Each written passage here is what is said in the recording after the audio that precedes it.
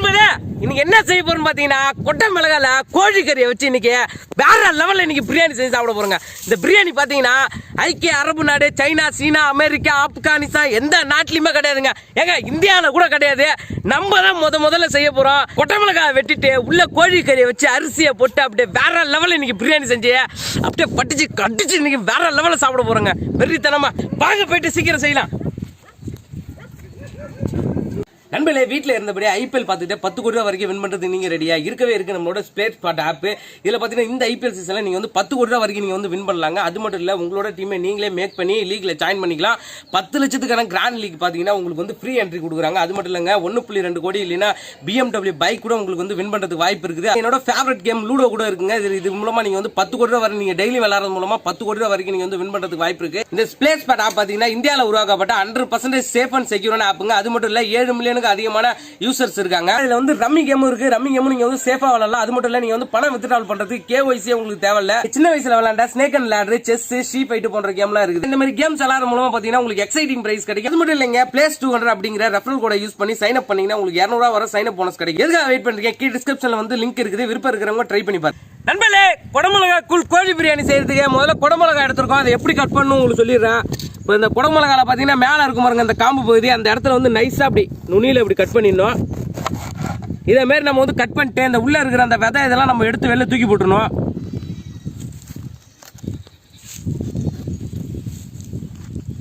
பண்ணியாச்சு.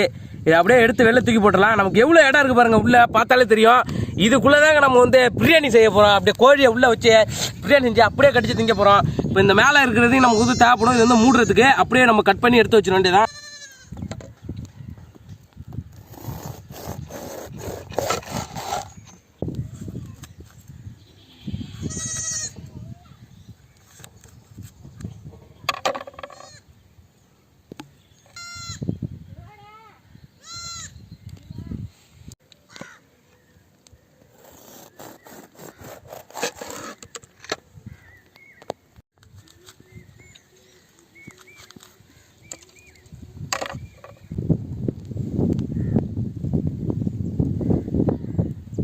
இப்ப குடமிளகாய் நம்ம வந்து கட் பண்ணி வச்சு அடுத்து நம்ம எடுத்து வச்சிருக்க கறியை நல்லா போட்டு அலசிட்டு அதில் மசாலாவோட ஊற வச்சிடலாம். வாங்க நண்பர்களே, இப்போ கோழி கறி நம்ம வந்து வாங்கிட்டு வந்தோம். தலைவர் பார்த்தீங்கன்னா பீஸா போட்டு கொடுங்க தலைன்னு சொன்னா அவர் வந்து முழுசா அப்படியே தூக்கி போட்டு கொடுத்துட்டாரு 1 கிலோ கறியை. அதான் உட்காந்து சின்னதா நான் வெட்டிட்டு இருக்கேன். இப்ப கத்தி பார்த்தீங்கன்னா சரி வர மாட்டேங்குது தலைவர்.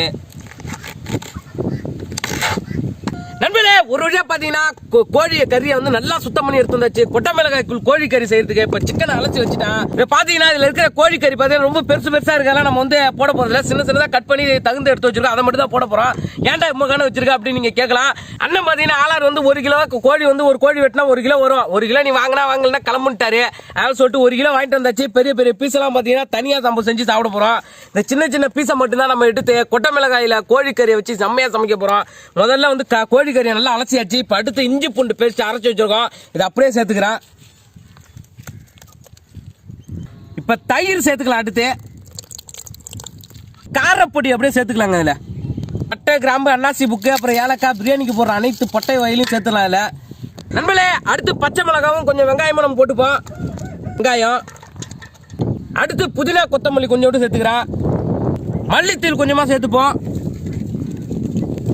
கரம் மசாலா கொஞ்சம். அடுத்து நம்மளோட ஸ்பெஷல் வங்கக்கடல் உப்பு சேர்த்துப்போம். அடுத்து எம்புச்ச பழம் கொஞ்சம் சேர்த்துக்கிறேன். நல்லா அந்த மசாலாவோட கறியை நல்லா போட்டு பசஞ்சு எடுத்துக்கலாம் நண்பர்களே. அப்பதான் தலைவன் அப்படியே உள்ள மசாலா இறங்கி அப்படியே ஊறி சாப்பிட்டா அப்படியே கட்டிச்சு சாப்பிடும் போது வேற லெவல்ல இருக்கும்.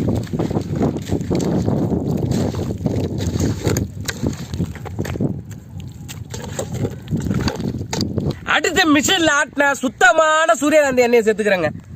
ரொம்ப அப்படியே சுத்தமானதுங்க. நல்லா மசாலாவையும் சிக்கனையும் நல்லா ஒன்னா பிசைஞ்சிட்டு 3/4 மணி நேரம் 20 செகண்ட் ஊற வச்சு ஆகணும். அப்பதான் அந்த மசாலாலாம் நல்லா இறங்கும். அந்த 20 செகண்ட் முக்கியமுங்க. நல்லா ஊற வைக்கணும். அப்பதான் நமக்கு வந்து நல்லா டேஸ்ட் கிடைக்கும். இப்ப நல்லா மூடி ஊற வச்சிடறேன். நான் இப்ப ஒரு 1/4 கிலோ பாஸ்மதி அரிசி வாங்கி ஊற வச்சிருக்கோம். பாருங்க, ஊற வச்சாச்சு. நல்லா அலசிட்டு அப்படியே தலைவன் ஊறிட்டே இருக்கட்டும் கொஞ்ச நேரத்தில்.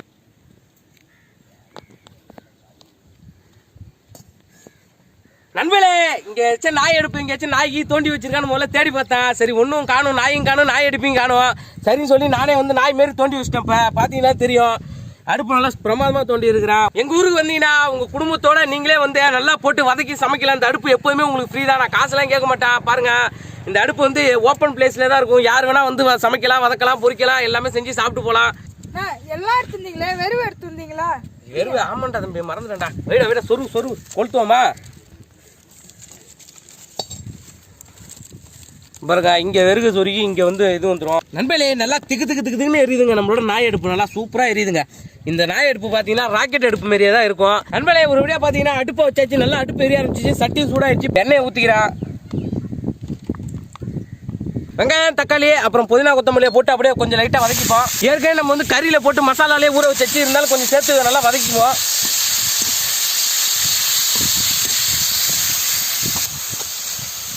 வெங்காயம், தக்காளியை லைட்டா வதங்கினாலே போதுங்க. அடுத்து நம்ம மசாலாவில் ஊற வச்சிருக்க கறியை சேர்த்து நல்லா போட்டு அதில் கிண்ட ஆரம்பிச்சிடலாம். ஊற வச்ச கறியை சேர்த்துடலாம்.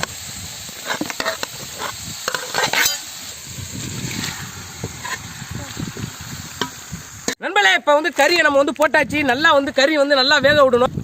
நல்லா பாருங்க, தண்ணி வந்து கறி வந்து தண்ணி விட்டுருக்கு பாருங்க, லைட்டா விட்டுருக்கு. நல்லா கொதிக்க இன்னும் நிறைய விடும். நண்பர்களே, செம்மையா எரியுது நம்மளோட நாய் அடுப்பு. பாருங்க, நீங்க எப்போ வந்தாலும் இந்த இடத்துல சமைச்சிட்டு நீங்க போகலாம், ஃப்ரீயா சமைச்சிட்டு போகலாம். இங்க பாருங்க, செம்மையா எரிஞ்சிட்டு இருக்கு. அது இல்லாம கறி நல்லா வேகுற போது வாசனை நல்லா பயங்கரமா இருக்கு. அப்படியே எடுத்து சாப்பிடலாம்னு தோணுது. இருந்தாலும் பிரியாணி செஞ்சுட்டு தான் சாப்பிடணும். நண்பர்களே, இல்ல கொஞ்சோண்டு தண்ணி சேர்த்துப்போம். முதல்ல தண்ணி சேர்க்காம நல்லா வதக்குனது பார்த்தீங்கன்னா கறியில் நல்லா மசாலா இன்னும் நல்லா ஏறுங்கிறதுக்காக தான். அதுக்கப்புறம் நம்ம தண்ணி கறி வேகிறதுக்கு தண்ணி தேவையானாலும் நம்ம வந்து ஊற்றியாச்சு. இப்போ நண்பர்களே பாருங்க, எப்படி வந்து கொதிக்குது பாருங்க. இப்போ கொதிக்கும் போது வாசனை அப்படியே கம்மன்னு வீசுதுங்க. நாக்கில் அப்படியே எச்சு ஊறுது. பிரியாணிக்கு மசாலா செம்மையா ரெடி ஆயிடுச்சு. பாருங்க எப்படி கொதிச்சிட்டு இருக்கு பாருங்க. இப்போ இறக்கிடலாம். அதை நம்ம மசாலாவை இறக்கிடலாம். இப்போ இப்படி கொதிக்குது பாருங்க. இப்போ அடுத்து தண்ணியை போட்டுக்கிறோம். இது எதுக்குன்னு நம்ம வந்து அப்புறம் சொல்றோம். நண்பர்களே, நம்மளோட மசாலா பார்த்தீங்கன்னா பிரியாணி மசாலா செம்மையா ரெடி பண்ணியாச்சு. அடுத்து நம்ம வந்து ஊற வச்சிருக்க பாஸ்மதி அரிசி இருக்கு, நம்ம கட் பண்ணி வச்சிருக்க கொட்டை மிளகாவை இப்போ எடுத்துட்டு இப்போ இதில் இருக்கிற கறியை அப்படியே எடுத்து 2 பீஸ் அப்படியே எடுத்து போட்டு போவோம். நல்லா சின்ன எடுத்து வச்சிருக்க கொடை மிளகாக்குள்ள நம்ம கறி அப்படியே போட்டுடலாம். கறி மசாலா அப்படியே போட்டுட்டு ஒரு லைட்டாக ஒரு ஆட்டிட்டு லைட்டாக கொஞ்சோண்டு குழம்பு ஊற்றிட்டு நம்ம ஊற வச்சிருக்கிற பாஸ்மதி ரைஸில் கொஞ்சமாக எடுத்து சேர்த்துக்கிறேன்.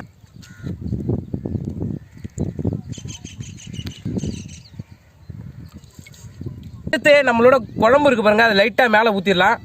அந்த அரிசி வேகிற அளவுக்கு லைட்டாக அப்படி ஊற்றிட்டு நம்ம வந்து இந்த கிரேவிலே வந்து தண்ணி இருக்குது. அரிசி நம்ம வந்து ஊற வச்சு தான் வச்சிருக்கோம். அதனால சொல்லிட்டு நம்ம தண்ணி சேர்க்க தேவையில்ல. நம்ம இட்லி பானையில் வந்து அவிச்சு எடுக்க போகிறோம். இதை நம்ம அதனால தான் இட்லி பானை வச்சோம் சொல்கிறோன்னு சொல்லியிருந்தது.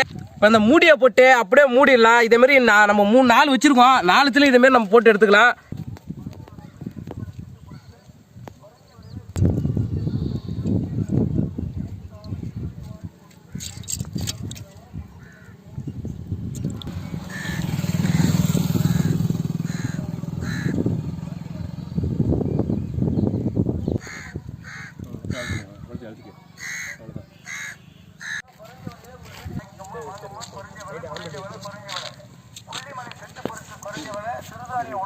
கொல்லிமலை குறைஞ்ச விலை வருது. இப்போ வேற இப்பதான் கொல்லிமலை செட்டு வருதுங்க. இந்த கொல்லிமலை செட்டுல பாத்தீங்கன்னா அனைத்து வகையான மளிகை பொருட்களும் உங்க வீட்டு வாசல்லே வந்து நிற்கும்.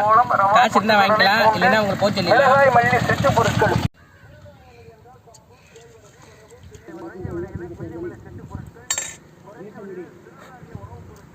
நண்பர்களே, நம்மளோட கொட்டை மிளகா பிரியாணி பார்த்தீங்கன்னா இன்னும் கொஞ்ச நேரத்தில் ரெடி ஆகிடும். பாருங்க, இது உள்ள பார்த்தீங்கன்னா அரிசி என்னடா அமௌண்ட் இருக்குது, எப்பறம் வயிற்றுக்கு பத்துன்னு கேட்கலாம். இது பார்த்தீங்கன்னா இதோட டேஸ்ட்டுக்காக தான் நம்ம செய்கிறோம். சாப்பாடு வந்து நிறைய சாப்பிடணுங்கிறதா இல்லை. இதை எடுத்துகிட்டு போயிட்டு நம்மளோட அடுப்பு அங்கே ரெடியாக இருக்குது. நம்ம தூக்கிட்டு போய் வச்சிடலாம். அப்படியே இட்லி பானையில் உள்ள தண்ணி நல்லா சூடாகிடுச்சு. இப்போ நம்ம அது உள்ளே இருக்கிற அந்த கொத்தை வச்சிடலாம். இட்லி கொத்தை அடி கொத்தை வச்சுக்கிறேன். இப்போ அவ்வளோதான். இப்போ இது உள்ளே நம்ம வந்து வச்சிடலாம். நல்லா சூடாகிட்டு இருக்குங்க. வனிமணி அவ்வளோதான். வச்சுட்டு இட்லி குத்தா மூடி அப்படியே மூட வேண்டியதான்.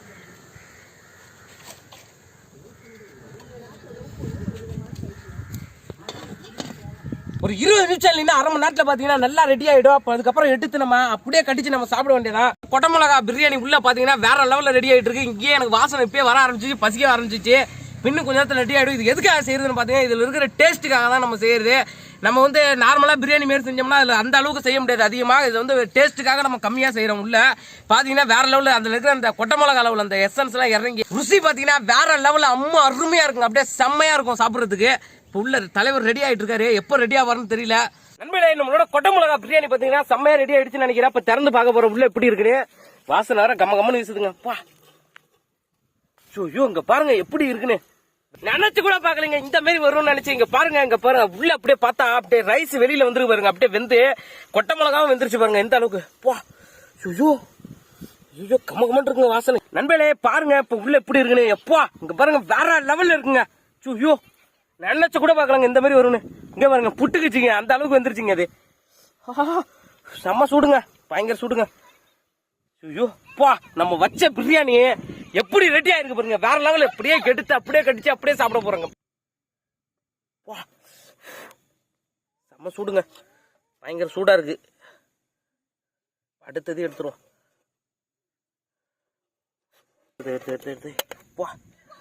நம்மளோட கம கம பிரியாணி, நம்மளோட குட்டை மிளகாய் கோழி பிரியாணி செம்மையா ரெடி ஆயிடுச்சு. வாசனே கம கமன் இருக்குங்க. இப்ப எடுத்துட்டு போயிட்டு சாப்பிட போறேங்க. நானும் மணியும் வாமணி போமா நண்பர்களே. நம்மளோட குழம்பு அந்த கறி இதெல்லாம் போட்டு அரிசி போட்டு பாருங்க. அரிசி எந்த அளவுக்கு வந்திருக்கு பாருங்க. இங்க பாருங்க நல்லா சூப்பரா வந்திருக்குங்க. இங்க பாருங்க அதுல உள்ள இந்த கொட்டை மிளகால உள்ள அந்த தண்ணி சாறு எல்லாம் இறங்கி எப்படி ஊத்தி இருக்கு பாருங்க. அந்த வாசனையே வேற லெவல்ல இருக்குங்க. கட் பண்ணி பார்க்க போறோம் உள்ள எப்படி இருக்குன்னு பாருங்க. நீங்களே கட் பண்ணியாச்சு. இங்க பாருங்க. ஐயோ பாருங்க அதுல உள்ள கறியை பாருங்க எப்படி இருக்குன்னு. ஐயோ பயங்கரமா இருக்குங்க. வாசனையா இருக்கு. அதே நேரத்துல சாப்பிடறதுக்கு ஆர்வமா இருக்கு. வேணா ரொம்ப பசிக்க ஆரம்பிச்சு வாசனையும் கம்மகமன் இருக்கு. அதனால கூட பாக்கலங்க இந்த அளவுக்கு வேகணும். அந்த ஸ்ட்ரீம்லயே அந்த நீராவிலேயே நல்லா பயங்கரமா வெந்துருச்சு. இது எப்படி சாப்பிடணும் அந்த கொட்டை மிளகாவோட எடுத்து பா சுட்டுதுங்க கைய. ஓப்பா உண்மையில சுடுதுங்க கைய. இப்படியே எடுத்து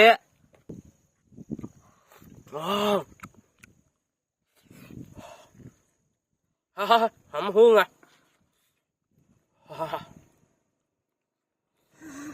அப்பா என்ன டேஸ்ட்ங்கிறீங்க. ஐயோ திரும்பட்டுதே.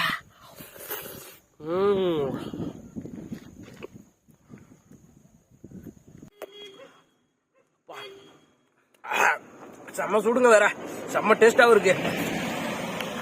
அந்த கொட்டை மிளகாவோட பிளேவர் அப்படியே கரெக்டா இறங்கி இருக்குங்க. அந்த மைன்யூட்டா இருக்குதுங்க. அப்படியே அப்படி எடுத்து போட்டா எடுத்து சாப்பிடு மணி. என்ன மணி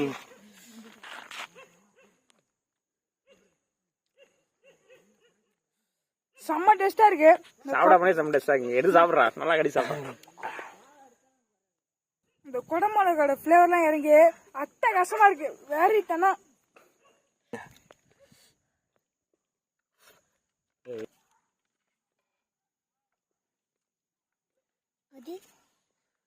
கறி எடுத்துட்டு அப்படியே பிரியாணியில நல்லா பிசைஞ்சு அப்பா